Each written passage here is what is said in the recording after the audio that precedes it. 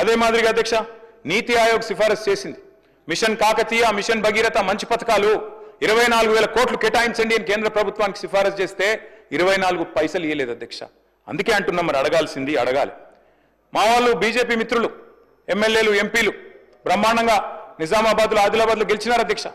Dubai పోయి ప్రచారం చేసినారు. అక్కడ గల్ఫ్ కార్మికులు వలస కార్మికులు ఉంటే అక్కడ కూడా పోయినారు. మీకేదో చేస్తామన్నారు, గల్ఫ్ వాళ్ళని చూసుకుంటాం, పెద్దపీట చేస్తాం, బాగా చేస్తామన్నారు అధ్యక్ష. మరి ఒక్క రూపాయి పెట్టలేదు కదా అధ్యక్ష గల్ఫ్ కార్మికుల కోసం. మాట్లాడొద్దా? జహీరాబాద్ నిమ్స్కి మొండి చేయి, హైదరాబాద్ మెట్రోకు మొండి చేయి, వెనుకబడిన జిల్లాల నిధుల విషయంలో నిర్లక్ష్యం, విద్యుత్ బకాయిలు ఏవైతే ఆంధ్ర నుంచి రావాలనో వాటి విషయంలో మాట్లాడరు. మరి ఇవన్నీ ఇప్పించాల్సిన బాధ్యత కేంద్రం మీద లేదా? అడగాల్సిన బాధ్యత మన మీద లేదా? ఇద్దరు మంత్రులున్నారు అధ్యక్ష కేంద్రంలో మన రాష్ట్రం నుంచి. ఒకరేమో సహాయ మంత్రి, ఇంకొకరేమో అసహాయ మంత్రి.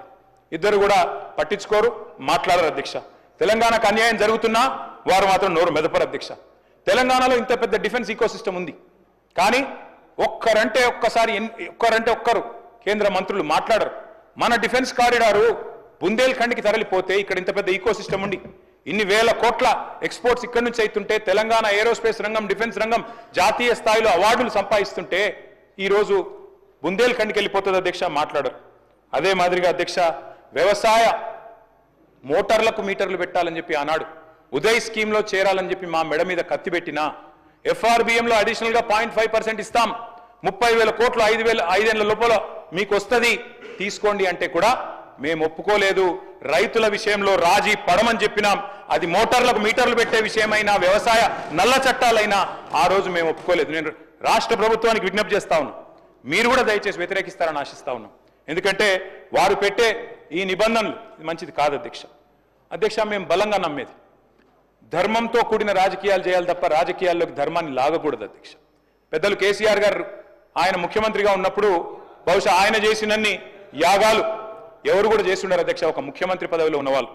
మరి పాదం నుంచి శిఖరం వరకు కృష్ణశిలలతో నిర్మించిన అపురూపమైన దేవాలయం, 1000 ఏళ్ల వైభవం యాదగిరి లక్ష్మీ నరసింహస్వామి గారి దేవాలయం అధ్యక్ష.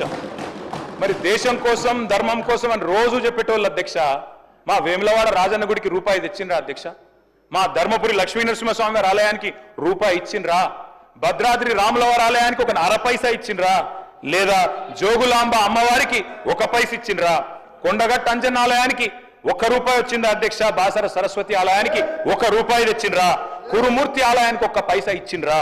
అందుకే అంటున్న అధ్యక్ష, నేను అడగాలే, అడగకపోతే స్పందించరు.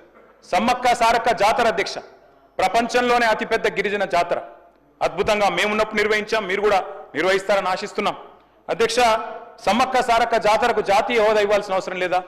మహాకుంభమేళాకేమో ఇవాళ కేంద్ర ప్రభుత్వం 2100 కోట్లు ఇచ్చింది అధ్యక్ష ఉత్తరప్రదేశ్ రాష్ట్రానికి, 2100.